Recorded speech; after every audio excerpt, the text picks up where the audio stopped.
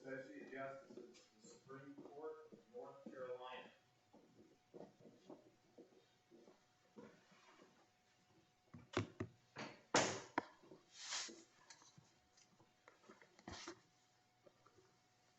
yes, oh yes, oh yes. The Supreme Court of North Carolina has resumed sitting for the dispatch of business. God save the state and this honorable court.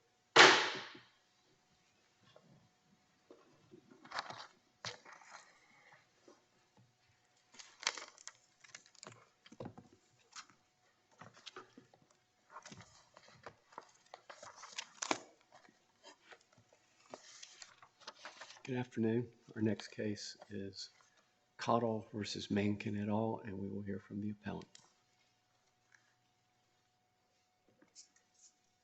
May it please the court, I'm Eric Zimmerman with Robinson Bradshaw for the defendants. We are here on cross appeals from a decision of the Court of Appeals, and in my time at the podium, I plan to address both our appeal and the Cottle's cross appeal, and I'll try to reserve 5 minutes for rebuttal if I may.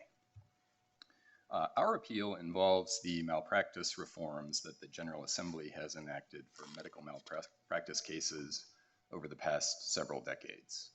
Those reforms include the 4-year statute of repose, Rule 9J, the statutory standard of care, and the statutory cap on non-economic damages. The decision of the Court of Appeals in this case denies all of those statutory protections to a whole category of medical malpractice defendants, medical practice groups, or medical practices for short. It does so by holding that medical practices are not healthcare providers, and it also does so by holding that negligent retention claims against medical practices are not medical malpractice actions. Both of those holdings are erroneous. They conflict with the statutory definitions of the terms healthcare provider and medical malpractice action. They also conflict with appellate precedent, and they produce a surprising result. Under the decision below, if a patient has a medical malpractice claim against her doctor, she can just sue the doctor's practice, and none of the medical malpractice reforms that the General Assembly has enacted will apply. As we heard from members of the court in the first argument this morning, when we consider statutes of the General Assembly, we need to think about the General Assembly's intent, and it's doubtful that the General Assembly intended to go to the trouble of enacting all these medical malpractice reforms if they could be nullified so easily. Turning briefly to the Cottle's cross appeal in my opening here, the Cottles challenged parts of the decision below in which the Court of Appeals affirmed affirmed summary judgment for the defendants on 3 types of claims: breach of fiduciary duty, constructive fraud, and actual fraud. But those parts of the decision below are correct because on those 3 claims, the Cottles did not forecast evidence that they needed to satisfy certain key elements. So for those reasons, we ask that this court do 2 things. First, on the defendant's appeal, reverse the part of the decision below that reinstated the Cottles' negligent retention claim. And second, on the cross appeal, affirm the parts of the decision below that upheld the summary judgment for defendants on the other claims in the case. And I welcome the court's questions, but I'll turn now to talking about in more detail about some of the issues in our appeal, the defendant's appeal. And in that appeal, we're challenging 3 parts of the decision below, 3 errors by the Court of Appeals. The first is that the Court of Appeals misinterpreted the statutory definition of healthcare provider. The second is that the Court of Appeals misinterpreted the definition of medical malpractice action. And the third is that the Court of Appeals overlooked the rule that when you have a negligent retention claim, that claim is dependent on a claim against an employee. An employee needs to have committed a tort in order for a negligent retention claim to grow out of that tort. And here, the underlying claim has failed, and the failure of that underlying claim bars the negligent retention claim against the clinic. So on the first of those issues, the healthcare provider definition, the Court of Appeals held that medical practices can never be healthcare providers under Section 2111(1). I just want to emphasize up front what a sea change that would be in our law. The definition of healthcare provider was enacted by the General Assembly pretty much in its current form in 1976, so almost 50 years ago. As far as we can tell, the Court of Appeals decision in this case is the first suggestion ever in those 50 years that a medical practice is not a healthcare provider. And we've cited 24 cases in the appendix to our brief where medical practices were sued for medical malpractice, and the implicit message of all those cases is that medical practices are in fact healthcare providers under the statutory definition. And those are just the published appellate decisions. I think that's just the tip of the iceberg in terms of the typical practice in our state courts of treating medical practices as healthcare providers. And the reason why medical practices are healthcare providers under the statute is that they fall within 2011 1C, because they are persons who are legally responsible for the negligence of health professionals. There's no debate in this case that medical practices are legally responsible for the negligence of doctors. That comes through the doctrine of vicarious liability. When a medical practice is made up of doctors and they're providing medical treatment, a medical practice is vicariously liable for any negligence that happens. The only real debate here is whether medical practices are persons. But the General Assembly has also given us the answer to that question in another statute, section 12-3(6), where it says that for purposes of all provisions of the general statutes, the term person includes corporations unless the context clearly shows otherwise. And here, the context does not show otherwise. In fact, it supports the point that medical practices and other corporations are persons in section 2111(1). It does so by listing certain entities in subsection 1B and then saying any other person in subsection 1C. And when you put those two together, what the any other person language confirms is that entities are persons. If there were any doubt about that, section 2111(1) introduces the definition of healthcare provider with the words without limitation. And at a minimum, those words require the definition that follows to be construed broadly. And so even if there were a question of whether the word person includes entities, that without limitation instruction tells us to construe the term broadly to include entities like medical practices. And then the final point I'll make on healthcare provider is just that the Cottle's own amicus in this case agrees with us that medical practices are healthcare providers. That's at page 7 of the amicus brief. They say that medical practices are healthcare providers under section 1C. So for all those reasons, the Court of Appeals was incorrect when it held that medical practices are not healthcare providers under 2111(1). The Court of Appeals was also incorrect when it held that negligent retention claims against healthcare providers are not medical malpractice claims.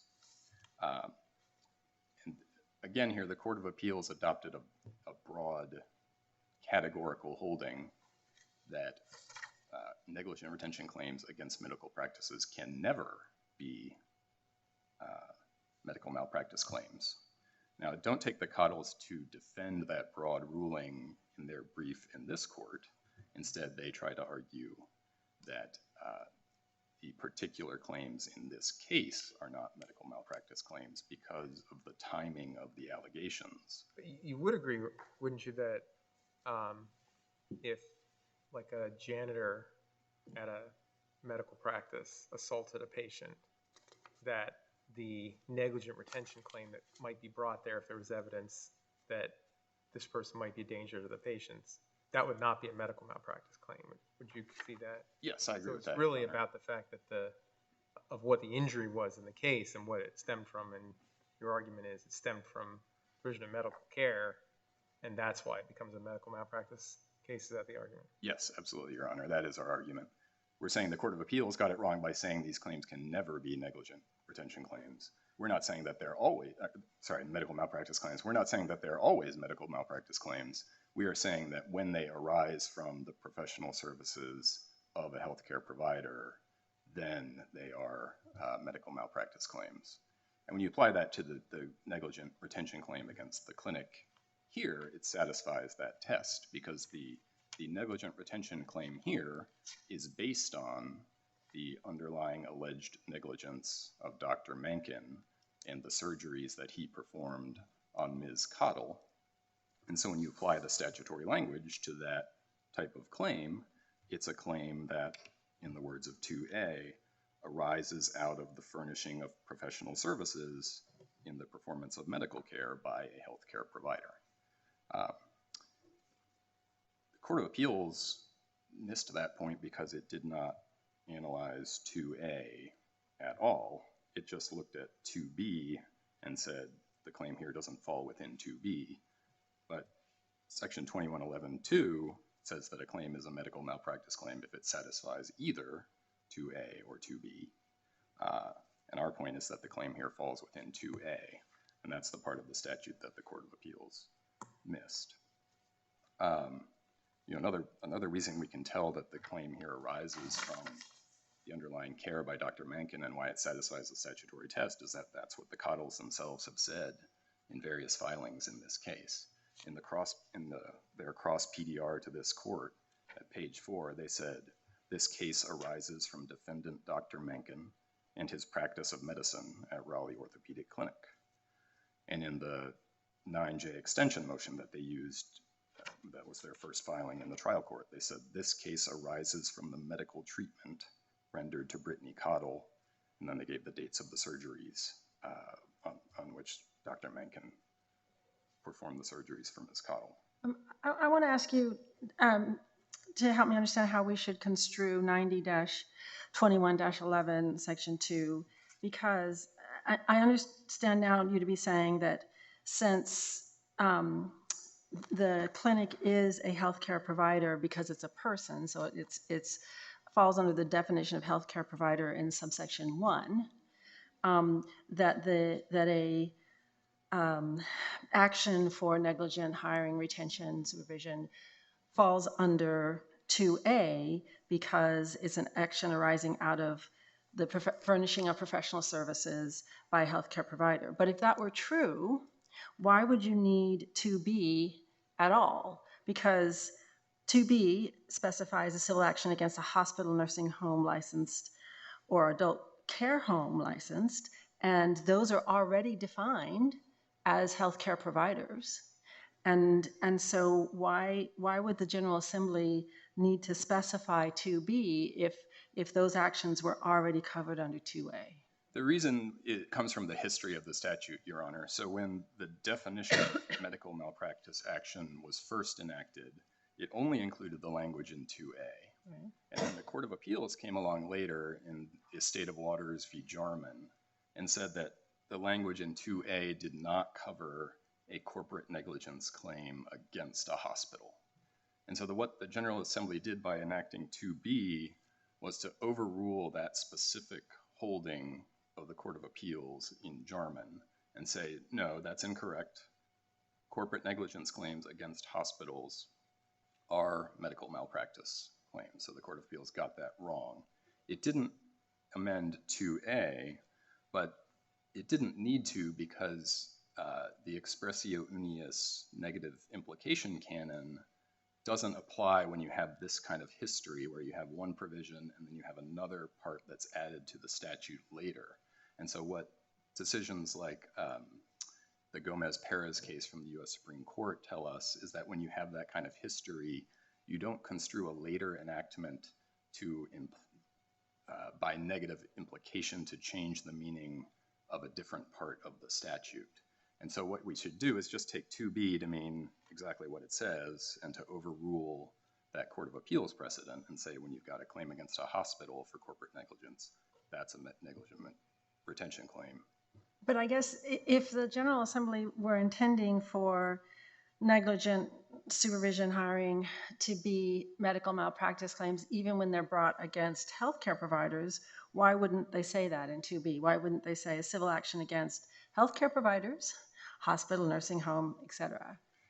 I think they were just trying to take a targeted approach to overruling that precedent of the Court of Appeals and not going any farther than they needed to, because all the Court of Appeals held in Jarman and all that the Court of Appeals precedent stood for was that claims against hospitals were not medical malpractice claims. And so the General Assembly focused on that, overruled that, and I think made the policy decision not to adjust other parts of the statute. And I think what it was really trying to express was these claims fell within 2A all along, so it was wrong for the Court of Appeals to say that corporate negligence claims fall outside of 2A.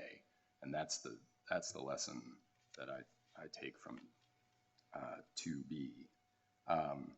And I think the other, if you take a step back and ask why didn't they address other types of healthcare providers in 2B, I think it's really, it may be because if you're in the General Assembly shoes and you're thinking, what kind of negligent retention claims are likely to arise?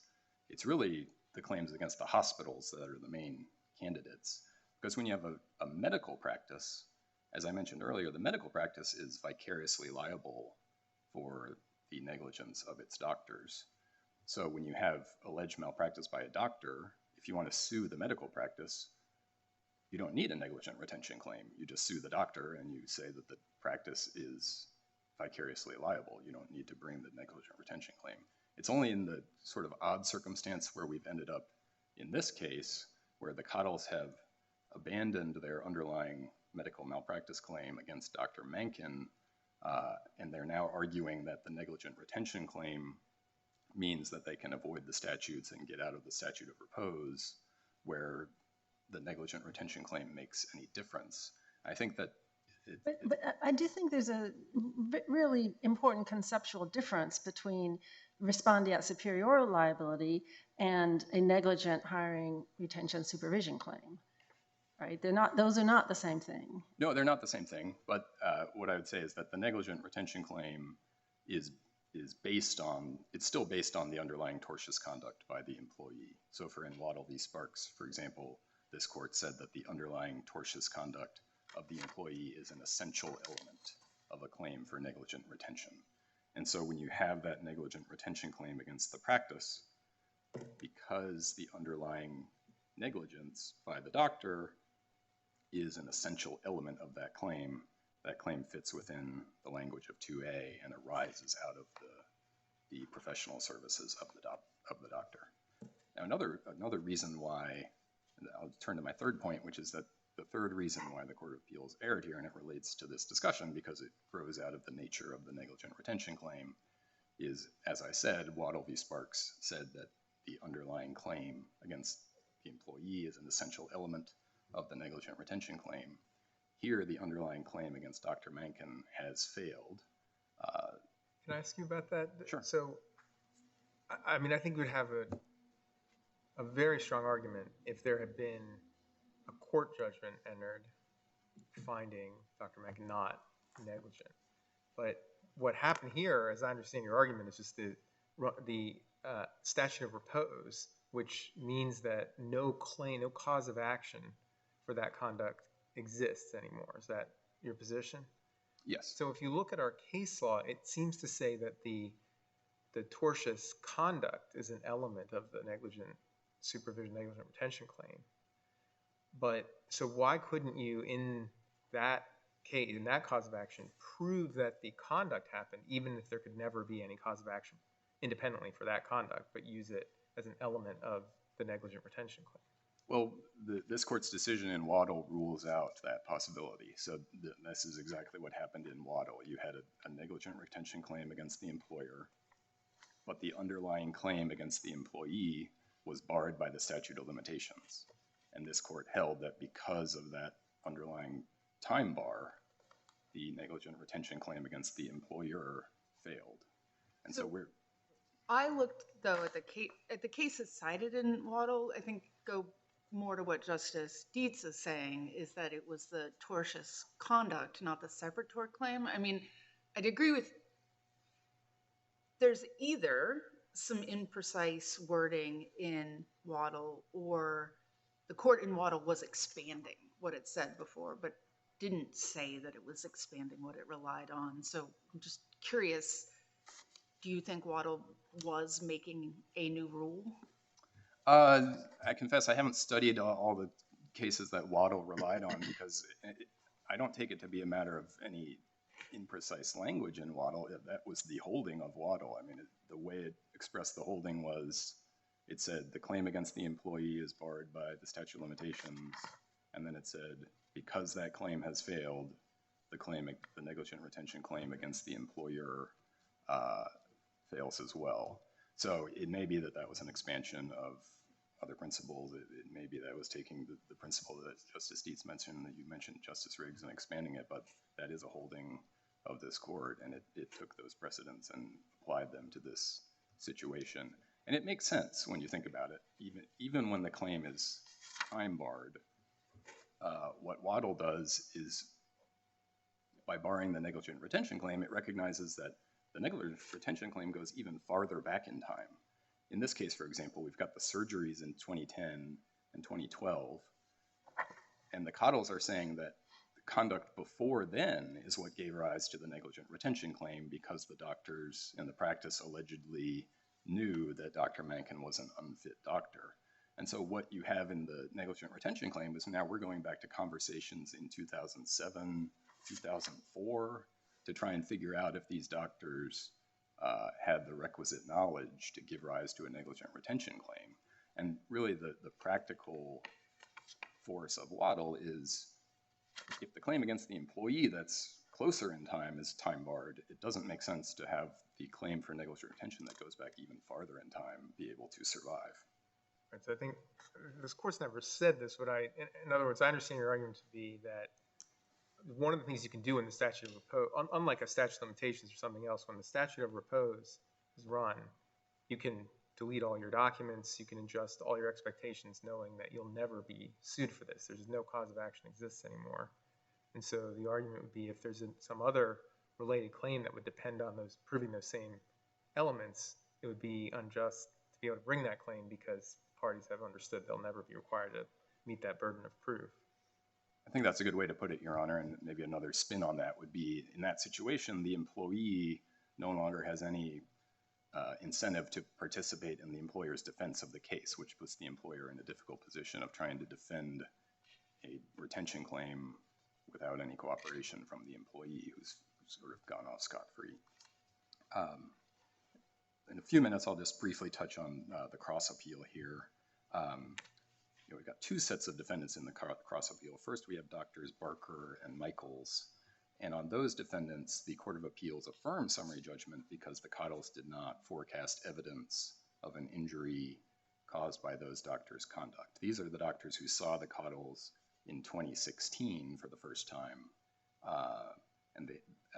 and so what the Court of Appeals held is that that was 4 years after the surgeries here. The Cottles didn't introduce any evidence that when these doctors saw Ms. Cottle 4 years later that they did anything to worsen or exacerbate her injuries. And the Cottles have admitted that lack of evidence in this court. They've admitted in their briefs that they didn't put that kind of evidence in the record on appeal in this case. And that is dispositive of the claims against Drs. Barker and Michaels. And then for the remaining defendants, we have Dr. Vaughn and Dr. Andrew and Mr. Stein. And the Cottles are trying to bring fiduciary duty, constructive fraud, actual fraud claims against those defendants. But each of those claims requires at least some relationship between the defendants and the plaintiff. That's obvious for breach of fiduciary duty and constructive fraud. You need a fiduciary relationship. These defendants never even met Ms. Cottle. They had no relationship with her. So those claims can't survive.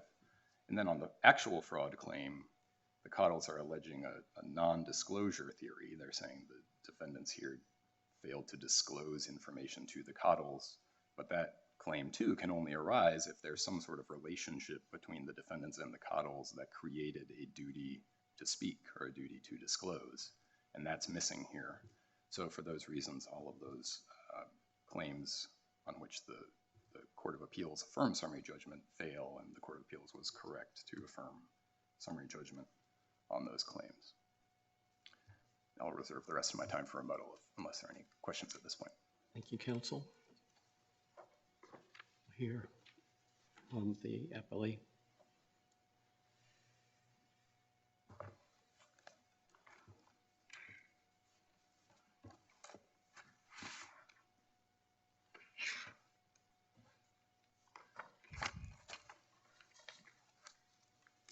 please the court, my name is Nicole Booker, and I, along with my co-counsel, Caroline Parrish, represent the plaintiffs, Brittany, Terry, and Cynthia Cottle. The key question in this case is whether the court is going to give a pass to an employer who for 13 years ignored information that one of their employees was a danger to their clients. This is an employee who has ties to local high school athletic programs, local university athletic programs, and has clinics in all over the Triangle and in Eastern North Carolina. The plaintiffs respectfully request the court to reverse, or to, in essence, to reverse the trial court's grant of summary judgment and hold that the Court of Appeals correctly held that the negligent retention claims are not medical malpractice claims. Reverse the Court of Appeals holding that the claims fail for lack of damages, and reverse the Court of Appeals holding that the remaining claims of breach of fiduciary duty, constructive fraud, and fraud fail to allege a cause of action. In regards to the first issue, the Court of Appeals correctly held that the negligent retention claims are not medical malpractice claims. Now, we understand the court's concern about the potential effect on prior tort reform efforts. However, in this case, that's not a concern. This is not a case of a slip of a scalpel or surgery on the wrong leg. This is a case where an employer withheld information from the plaintiff and all of the other patients of Dr. Mankin to benefit themselves. So what information did they know? And it's important to point out that the Cottle's damages began the moment they stepped into the office of Raleigh Orthopedic Clinic. Had they known everything that the defendants knew, they would have never let their daughter treat with him. If they would have known, and this is what the defendants knew prior to them darkening the doorstep of Raleigh Orthopedic Clinic, they knew that Dr. Cottle, one of their former partners, had been seeing second opinions from Dr. Mankin, where he describes unnecessary surgeries for conditions that didn't exist. And keep in mind, Dr. Cottle is a pediatric orthopedist. Defendant Vaughn told Dr. Mankin, half of Raleigh thinks you're always wrong, so be careful. We know that a doctor from UNC, Dr. Campion, who's also a pediatric orthopedist, testified that Dr. Vaughn was referring patients, presumably friends and family, away from Dr. Mankin and to UNC. There were multiple online reviews with not claims of just poor bedside manner, but claims of criminality and unnecessary surgery on children. So when we look at the statute and whether or not these are medical malpractice claims, Section 1 of 90-2111 defines what a medical provider is. Section 2 defines what a medical malpractice claim is. And 2A is about the direct provision of medical care. That's hands on the patient. That is slip of a scalpel cases. It involves clinical judgment. This case has nothing to do with clinical judgment as it relates to these remaining defendants. This is about an employer who withheld those egregious acts or that egregious information from the plaintiff. 2B defines the second avenue to bring medical malpractice claims, and those are administrative breaches, and they relate to 3 specific entities: hospitals, nursing homes, and adult care homes. Raleigh Orthopedic is none of those things. So these claims can't be made under 2B. And more specifically, the statute points out that these types of claims are for negligent hiring, monitoring, and supervision, very similar to negligent retention claims. Now, the defendants want to argue that those negligent retention claims fall under 2A.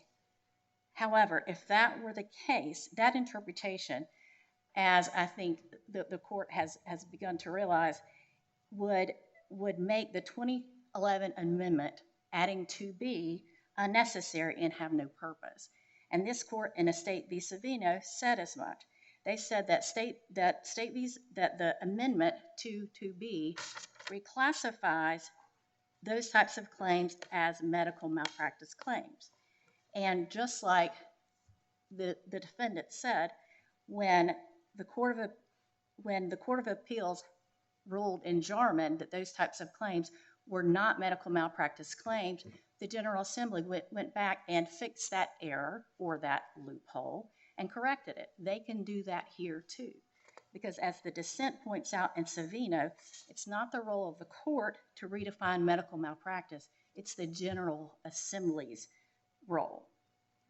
So would we need to reach the statutory questions if we think that our precedent holds that when a medical malpractice claim against the doctor is dismissed at summary judgment, that the court is compelled to also dismiss a corresponding negligent retention claim that's based on that underlying malpractice claim? Well, if you're referring to the case of Waddle, I want to give you just a little more facts on that case. In that case, there were two plaintiffs. They were alleging sexual harassment of an employee of the defendant. One of the plaintiffs, her claim failed because she failed to provide evidence of severe emotional distress. It was an intentional infliction of emotional distress.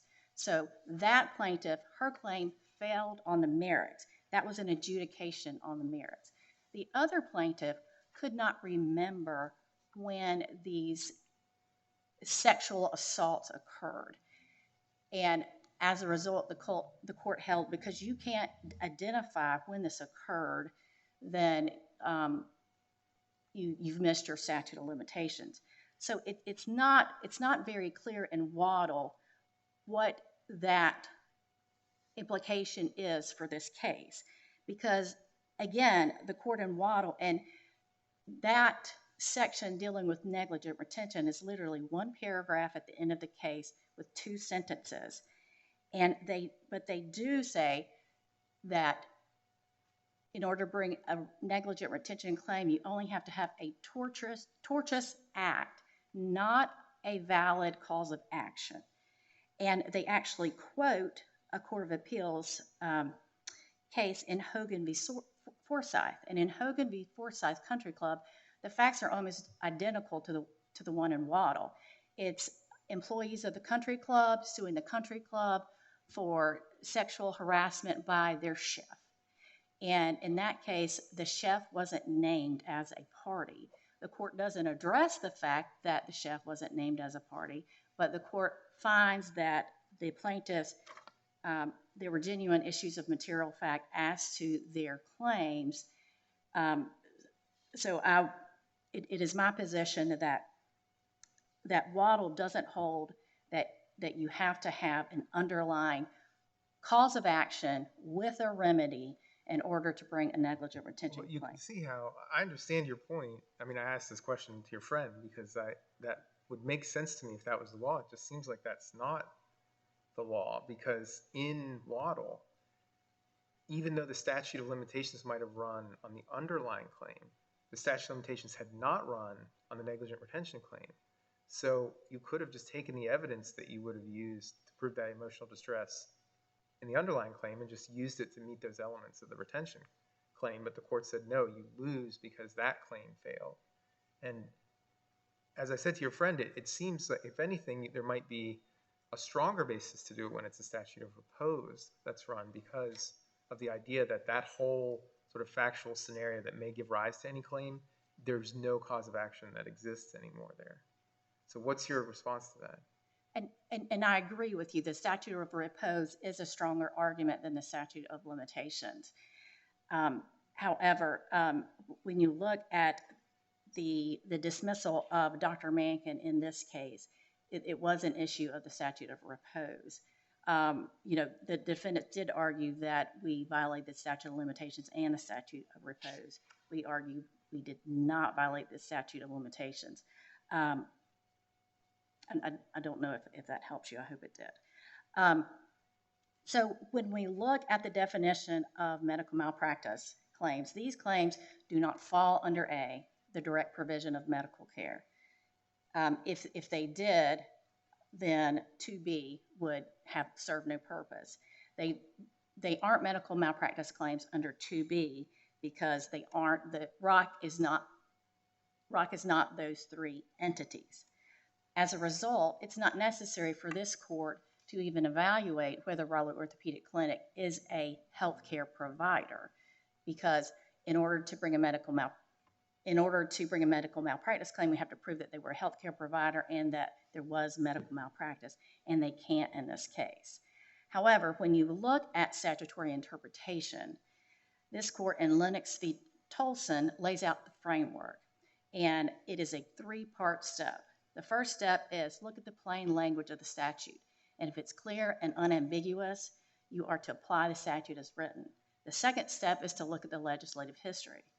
The third step is to evaluate what the act seeks to accomplish. The defendants in this case skip the first two steps in Lennox and go straight to what the act seeks to accomplish. And of course, that's tort reform, and specifically medical malpractice tort reform. And as I said before, if there is some kind of a loophole in this statute, that is the role for the General Assembly to resolve.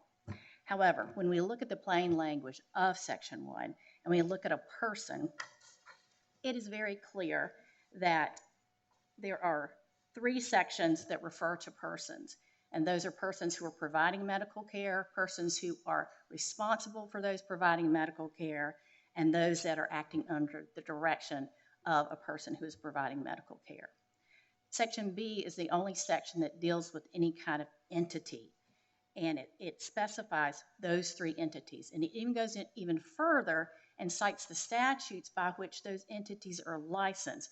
So to be sure that that list is clear and unambiguous. Now, the defendants argue that Raleigh Orthopedic Clinic should be considered a healthcare provider under C, one who is legally responsible for the negligence of someone in A. But again, this doesn't apply to a negligent retention claim. These claims, as they argue, should fall under A, the provision of medical care. We don't have the provision of medical care from these defendants in this case. The defendants also point out NC Gen Statute 12-3, Section 6, where it says a person can be a corporation or a body politic unless the context clearly shows to the contrary. I think we've shown that the context clearly shows to the contrary. What about the broader point that if we were to read the definition of provider in the way you would have us read it, that we'd essentially blow a giant hole in the protections that the General Assembly intended to provide to healthcare providers? Well, those are all valid concerns. However, I think they are overstated because, as I said before, that's not the case here in this case. And just like the defendant pointed out, if there's a giant hole, the General Assembly can do exactly what they did in Jarman or after Jarman and rectify that error.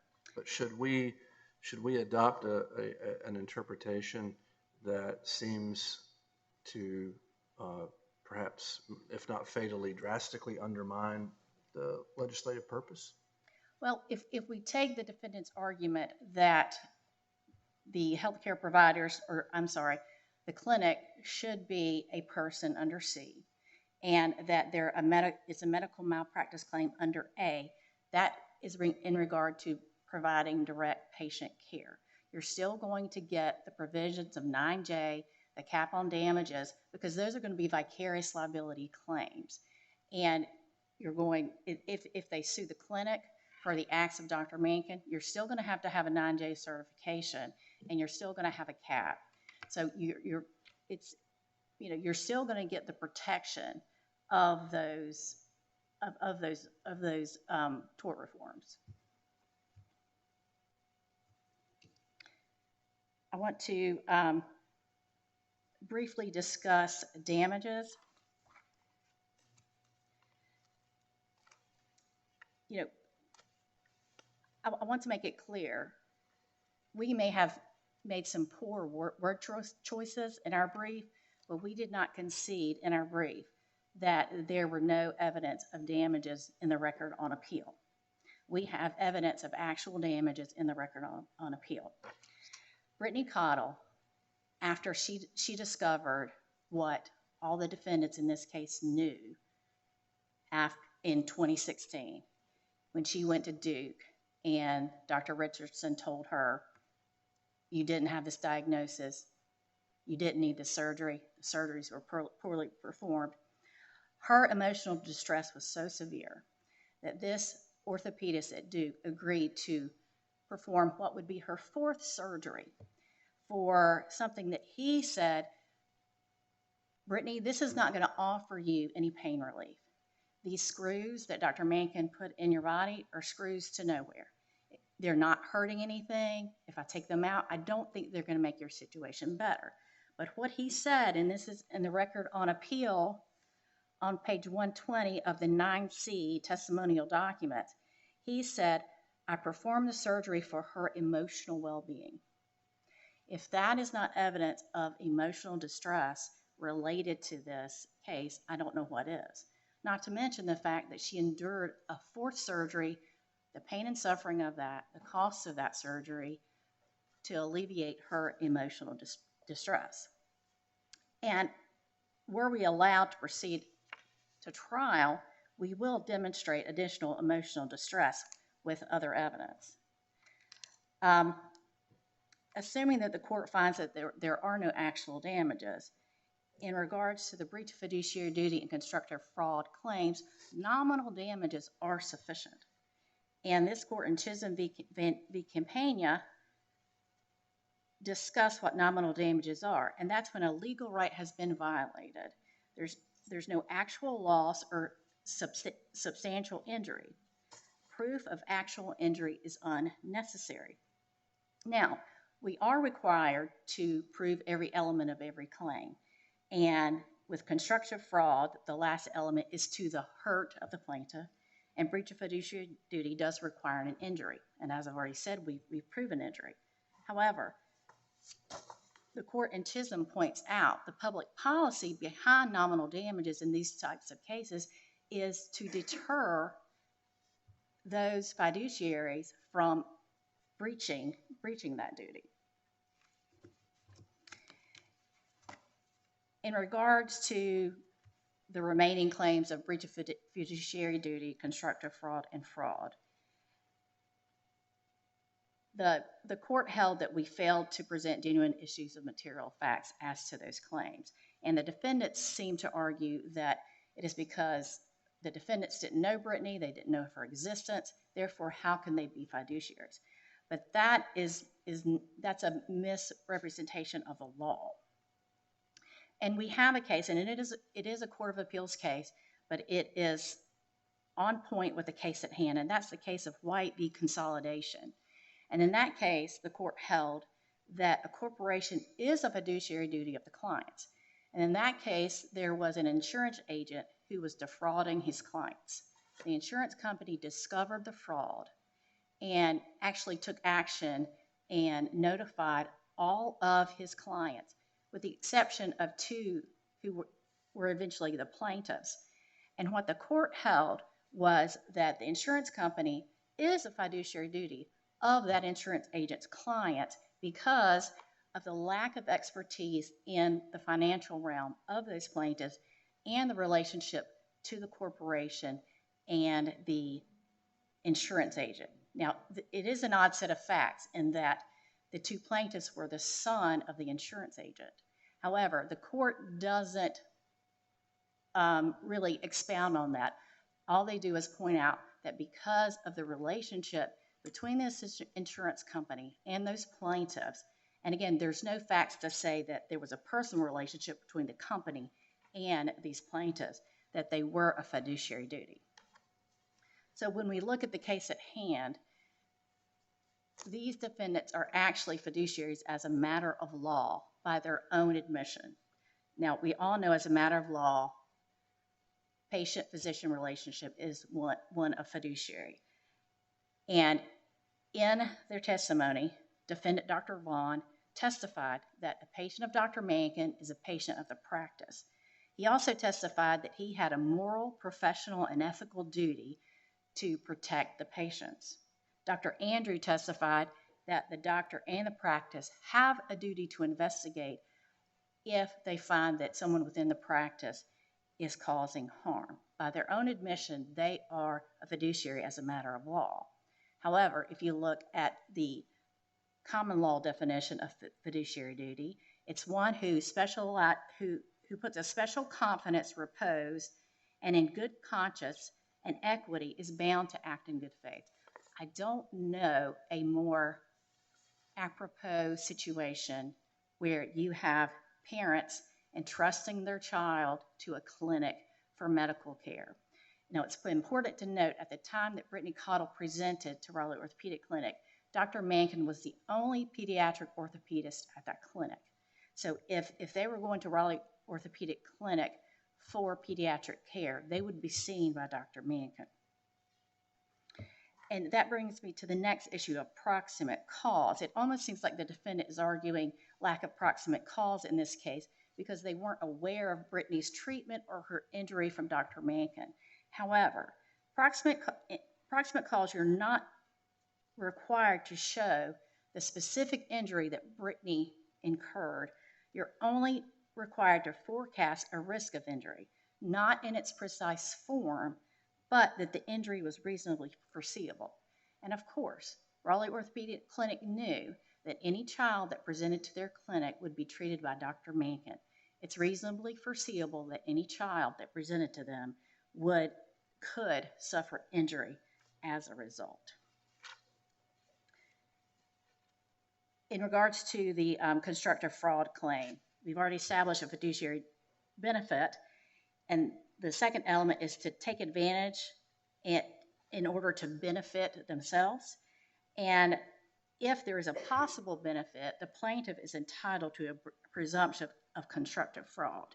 Now, in this case, there's evidence that this occurred to protect their reputation. Dr. Andrew was told by one of Dr. Mankin's patients' parents, Christopher Martin, that Dr. Mankin was making Raleigh Orthopedic Clinic look bad. Dr. Andrews testified that he did have concerns about Rock's reputation as it relates to Dr. Mankin. And again, if we look at all the other circumstantial evidence and direct evidence that we have, when you look at the control that the shareholders and these individual defendants had of Raleigh Orthopedic Clinic, they were all the individual defendants were shareholders of the corporation. At one point in time, defendant Dr. Vaughn was the president of the corporation.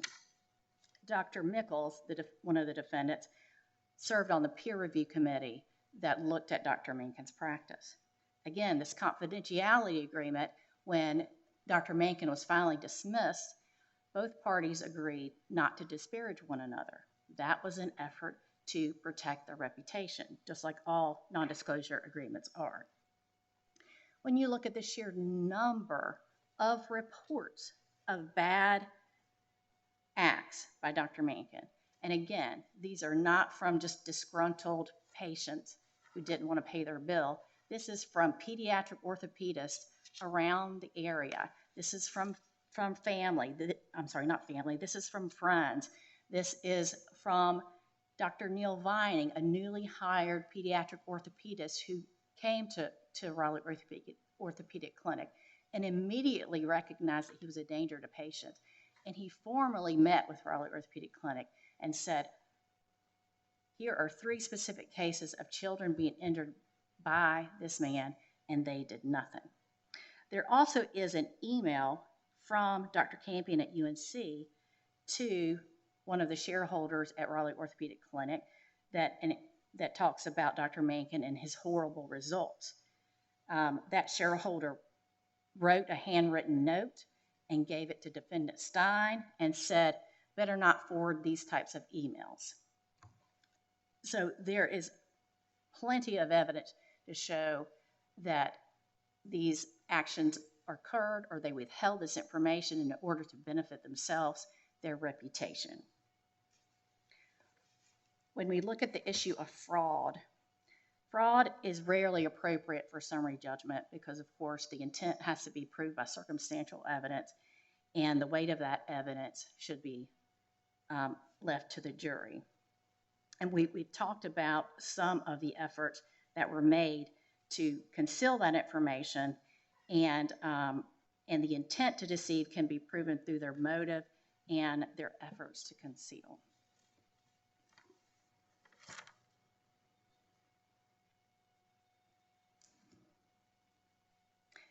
At this time, unless there are any other questions, I will conclude and just respectfully ask that, again, the court correctly hold that the negligent retention claims are not medical malpractice claims, and to reverse the Court of Appeals holding that the claims fail for a lack of damages, and to reverse the Court of Appeals holding that the remaining claims fail for lack of a genuine issue of material fact. Thank you. Thank you, counsel.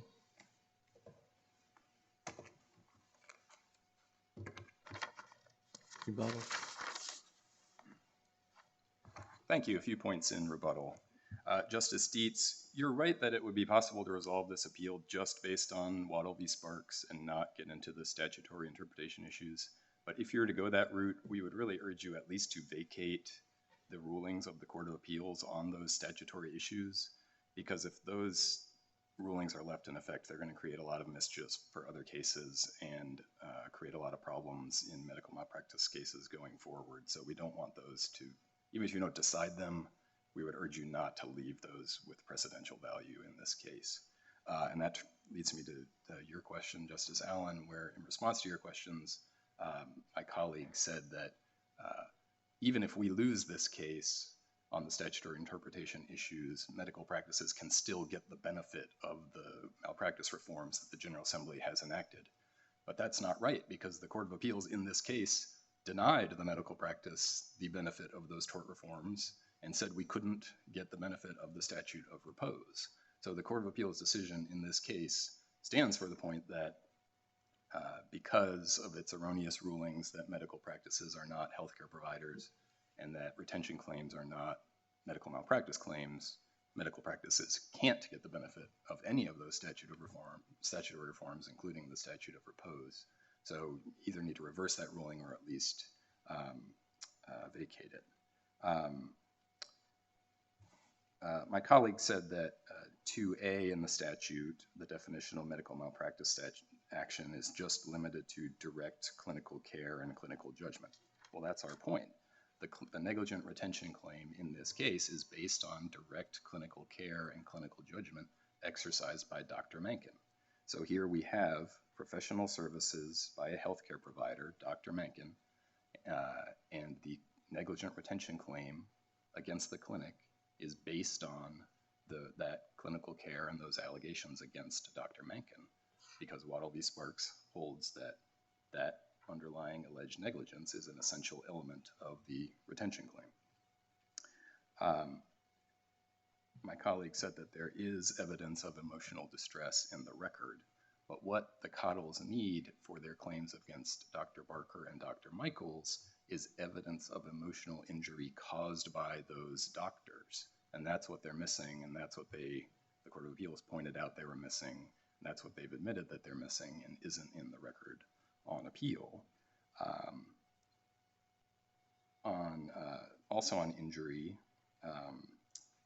my colleague brought up the Chisholm case and said that that case stands for the proposition that you don't need proof of injury on fiduciary duty and constructive fraud claims. But I then heard my colleague to admit that this court has held that actual injury is an element of those claims.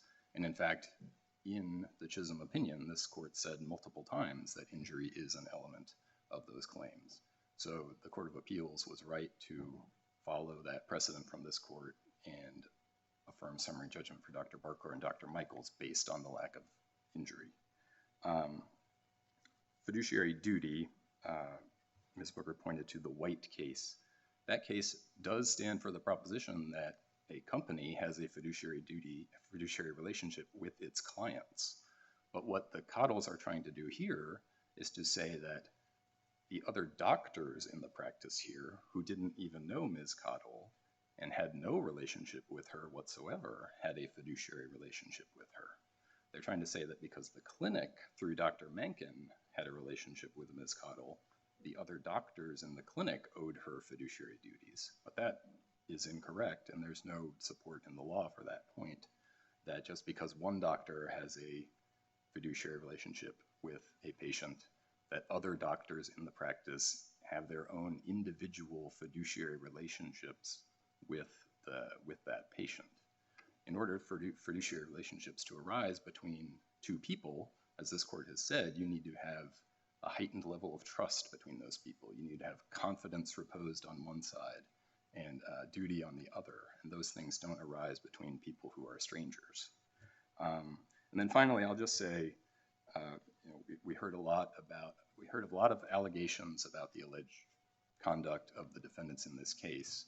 I mean, we disagree with those allegations. I just want to be clear, but the court doesn't need to get into who's right and who's wrong on any factual allegations in this case because of the legal issues we've discussed. The claims are barred by the statute of repose and by lack of evidence on key elements, namely injury for Drs. Barker and Michaels and the lack of relationship for the other defendants.